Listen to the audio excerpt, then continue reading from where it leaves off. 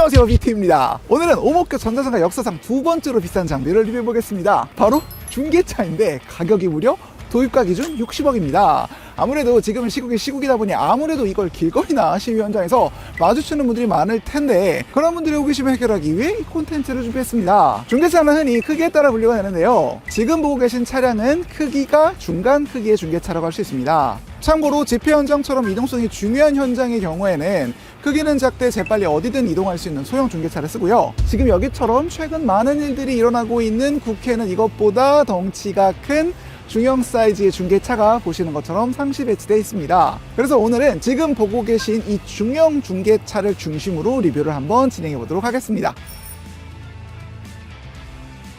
딱 보기에도 엄청 거대한 차량이라 당할 수 있겠지만, 사실 이것도 따지고 보면은 포터블한 전자기기라는 걸 알 수 있거든요. 그래서 이 중계차도 전원을 공급하는, 즉 배터리에 해당되는 부분과 전원을 공급받는 전자장비 파트로 나뉘어집니다. 그래서 일단 전원을 공급하는 파트부터 소개해야 할 텐데, 여기서부터는 제가 전문가가 아니므로 이 차에 대해 잘 알고 계신 분의 설명을 들어봅시다. 전원을 직접적으로 공급하는 발전기가 이제 후면에 위치가 되어 있어요. 네. 한번 열어볼게요. 네. 어떤 식으로 구성이 되냐면, 이거를 통해서 전원이 공급이 되는 거죠.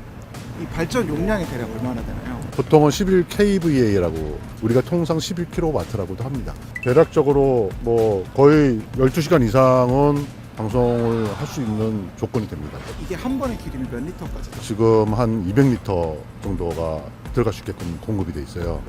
근데 이게 사실은 차량을 움직이는데도 같이 필요한 용량을 쓰는 거기 때문에, 만약 이걸 온전히 다 쓰게 되면 차가 못 움직일 수도 있어요. 그렇겠네요. 그러면은 보통은 이걸로만 쓰진 않고 백업용이 하나가 더 있을 것 같긴 맞습니다. 한데, 백업용은 보통 어떻게 구성돼요? 백업용은 별도의 전원을 구성해야 되는데, 네. 그건 별도의 발전차가 또 따라 붙어요. 아, 예. 네, 거기에 전원 케이블을 연결을 해서 아, 그 전원을 먼저 씁니다. 그 발전기를 구동을 시켜서.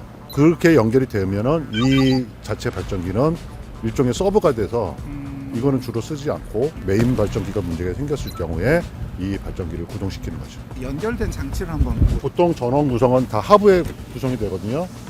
이런 식으로 전원 케이블을 연결을 해서 후면에 있는 별도의 발전 차량에다가 연결을 합니다. 거기로부터 공급을 받는 거죠. 보조 배터리네요, 쉽게 생각하면. 뭐 그런 역할을 하는 거죠. 이동형 보조 배터리. 이정형 고정 배터리. 아, 그럼 여기서 전력이 갑작스럽게 중단됐을 때 네. 여기서 바로 전력이 전환이 되는 시스템. 바로 전환이 됩니다. 그걸 이제 뭐 ATS라고 하는데, 요게 전원이 차단되면 외부에서 네. 자동으로 넘어갑니다. 뉴스 같은 이제 짧은 방송을 할 때는 되도록이면은 뭐 굳이 가동을 안 시키고, 어차피 저 전원을 충당을 할 수 있으니까 메인으로 저거를 다 오로지 씁니다.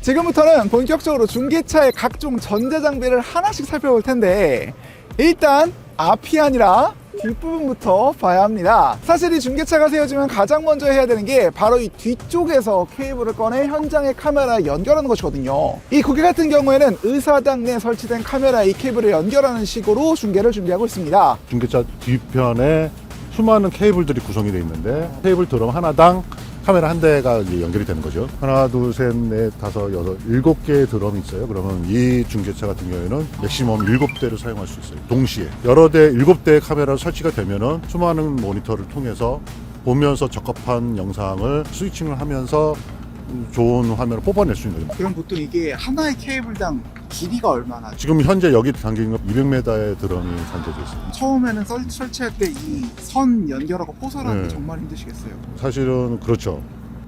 포설하는 게 거의 노가다 수준으로 포설을 하긴 하는데, 뭐 수월하게 얼마든지 깔 수는 있거든요. 근데 문제는 지금 국회의사당 같은 경우에는 건물 문이라든지 창문이라든지 그런 데를 거쳐서 다 넘어서 가기 때문에 200m 케이블 갖고는 부족합니다. 그래서 중간에 연결을 해서 안에 들어가 있어요. 통신병. 거의 그 정도입니다. 가설할 때도 그런 정도의 수준이었으니까. 이게 선이 헷갈리거나 이럴 것 같겠네요. 중간중간에 수많은 방송사의 케이블들이 막 같은 경로로 가이다 보니까 굉장히 헷갈려요. 하지만 커넥터라고 하는 거를 보면은 고유의 방송사에 표식이 되어 있어요. 대부분 가장 쉽게 볼 수 있는 게 지금 끝단에 노란색으로 테이프가 2개씩 돼 있고 3개씩 돼 있고 4개씩 돼 있고 뭐 그런 게 있잖아요. 네네. 1번 카메라, 2번 카메라, 3번 3번 카메라, 4번 카메라. 네, 직관적으로 보입니다. 바로. 그러니까 카메라 케이블뿐만이 아니고 네. 오디오 케이블도 많이 네. 필요로 하는데 그건 이제 앞에 또 I/O가 따로 있거든요. 그거 한번 구경. 네네. 이게 일종의 이제 인아웃 포트라고 하겠죠. 비디오, 오디오 뭐 여러 가지 그런 신호를 주고받을 수 있는 그런 포트인데 주로 이제 오디오 케이블 같은 경우는 마이크를 연결하는 것과 그 다음에 이제 현장과 중개차 간에 서로 커뮤니케이션을 할 수 있는 인터컴 구성을 하게 되죠. 네. 인터컴은 이제 PD님이랑 그쪽이랑 대화를 하는 그렇죠, 그렇죠. PD와 현장의 어떤 출연자, 기자 또는 리포터 뭐 또는 뭐 여러 가지 MC들과의 커뮤니케이션을 필요로 할 때는 인터컴을 통해서 다 얘기를 할 수 있어요. 자, 이제는 중계차의 내부를 보실 텐데요. 어떤 분들은 이 중계차 내부가 마치 넓은 캠핑카처럼 하나의 공간으로 통합되어 있다 생각하기 쉬운데 실제로는 저기 보이시는 이 문과 이 문에 따라서 각기 다른 역할의 섹터로 구분되어 있습니다. 한 파트씩 직접 설명을 들어보시죠. 여기가 영상을 컨트롤 관장하는 그 스위처가 있는 곳인데요. 여기서 스위칭을 하면은 내가 원하는 그림을 PGM이라고 하는 요 파트에서 최종 그림이 보여집니다. 이것이 나중에 방송으로 최종으로 나갈 수 있는 그림이 되는 거거든요. 이 중계차 같은 경우는 카메라 7대를 쓸 수 있다 보니까 7대의 영상을 볼 수 있는 거예요. 여기서 테크니컬 디렉터라는 TD와 기술 감독과 그다음에 PD 프로듀서가 같이 앉아서 프로듀서가 어떤 영상의 컨셉을 생각을 하고 원하는 그림을 불러줄 때 그거에 맞춰서 테크니컬 디렉터가 스위칭을 하는 그런 역할이 여기서 이루어지는 곳이죠. 자, 그리고 그 다음에는 이제 음향과 영상을 관장하는 곳을 한번 볼게요. 좀 복잡한데 여기가 일종의 첫 관문인 음향실인데요. 페이더라고 하는 컨트롤 할 수 있는 콘솔이 장착이 되어 있고 모니터에서 나오는 사운드를 여기서 컨트롤을 할 수가 있는 거예요. 적절한 사운드를 내기 위해서는 음향 감독이 굉장히 세밀한 청감을 갖고 있어야 하거든요. 적절하게 우리가 자연스럽게 들을 수 있는 사운드를 내보낼 수 있는 그런 기능들을 여기 다 만질 수가 있어요. 이게 노이즈인지 이펙트가 될 수 있는지 판단을 통해서 이펙트화 시킬 수도 있는 거고 노이즈는 다 깎아서 아예 걸러낼 수도 있어요. 얼마든지. 성물회 같은 데 가면 마이크가 꺼져 온 가져가시 사제로 갖고 간 거 하는 건 아니네요. 실장님, 전 정부에서 시행한 모든 공사에 그렇게라도 안 하면은 오히려 너무 답답한 소리가 나올 수도 있으니까 차라리 확성을 시켜서 최대한 듣고자 하는 소리를 잘 들을 수 있게끔 만들어주는 거죠. 아무튼 그런 기능을 할 수 있는 곳이 음향실. 네.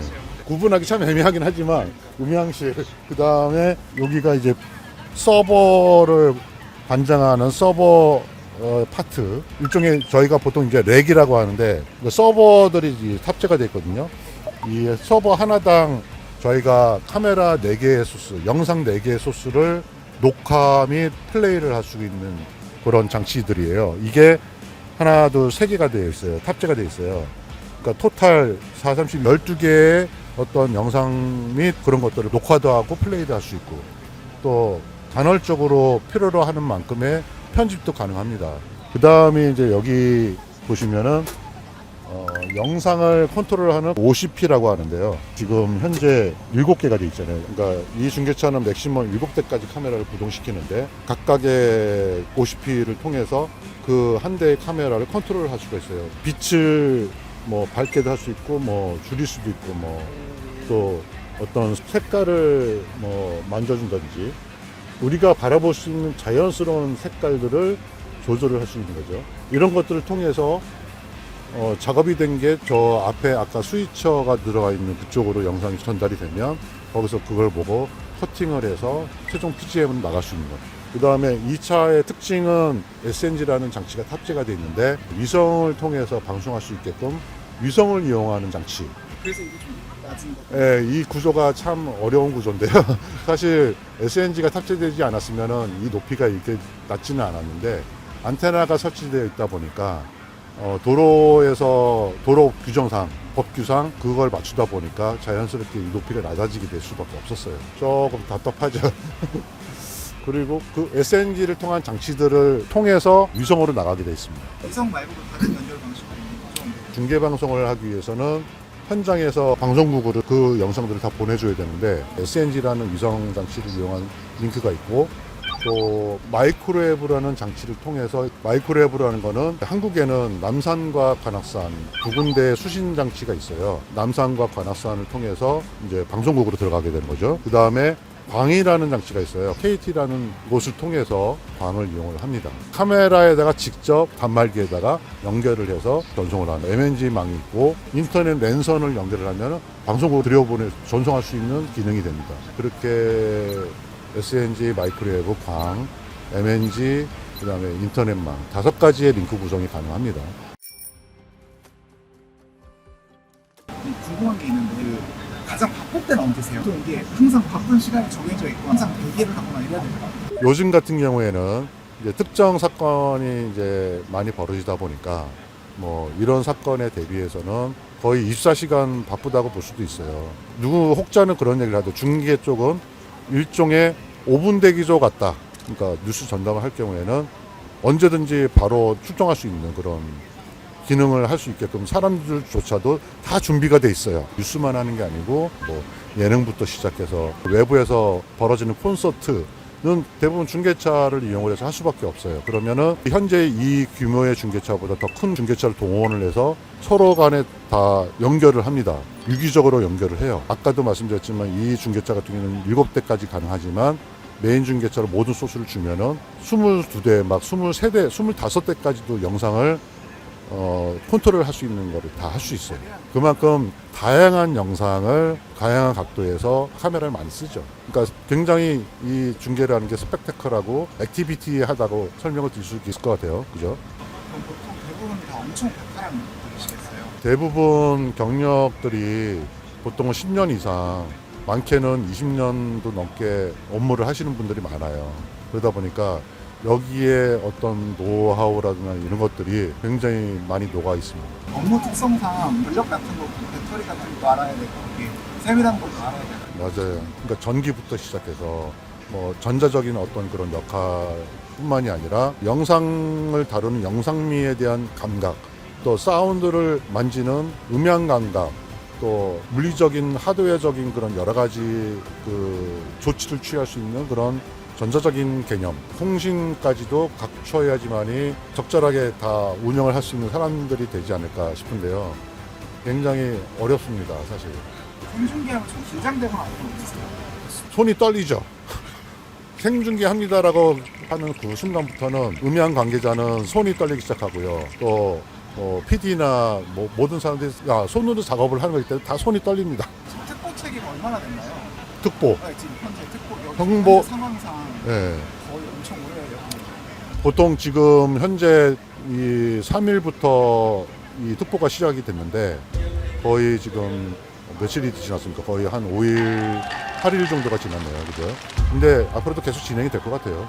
특보가 이루어지는 순간 저희는 항시 여기서 대기하면서 언제 뉴스가 들어갈지 모르는 상황이기 때문에 긴장의 끈을 놓지 않고 계속 진행을 하고 있습니다. 뉴스 기사 보셨을 때 사실은 가야겠다 생각하고 계셨나요? 당연하죠. 항상 아까도 말씀드렸지만 10년 이상, 20년 넘게 다 대부분 이런 경험을 하고 있는 사람들이기 때문에 뉴스에서나 이런 사건, 사고가 터지는 딱 그 순간은 길어지겠다라는 게 감이 딱 옵니다. 밤새겠구나라도 알아요. 어쩔 수 없거든요. 어쩔 때는 한 3일도 못 씻을 때가 있어요. 여기서 자야 돼요. 사실 잔 것도 아니죠. 잠도 못 자요. 그런 경우가 비일비재하죠. 보람 같은 것도 그래도 있으실 것 같아요. 아무래도. 그렇죠. 예를 들어서 이번 중계 방송을 통해서 정말 알고자 하는 보편적 그런 정보라든지 그런 것들을 알릴 수 있는 그런 중간자 역할을 해줄 수 있다는 거에서 굉장히 나름대로의 보람이 있고 또 일하고 끝나서 그런 관계자로부터의 어떤 고맙다는 얘기도 많이 듣기도 하거든요. 고되기도 하지만 보람도 많이 됩니다. 네, 오늘은 이렇게 어쩐지 요즘 따라 길거리에 굉장히 많이 보이는 이 중계차를 한번 리뷰를 해봤는데요. 어떠신가요? 워낙 사방에서 큰 일들이 많이 터지다 보니까 요즘 이 차량과 차량을 운용하시는 분들이 정말 눈코 뜰 새 없이 바쁠 때가 많다는데요. 다양한 현장을 생생히 기록하고 또 누구보다 빨리 전달하기 위해 많은 분들이 각자의 자리에서 노력하고 있음을 기억해 주셨으면 좋겠습니다. 구독과 좋아요를 간절히 부탁드리며 영상 마칩니다. 끝! 어휴 추워. 갑시다. 추워.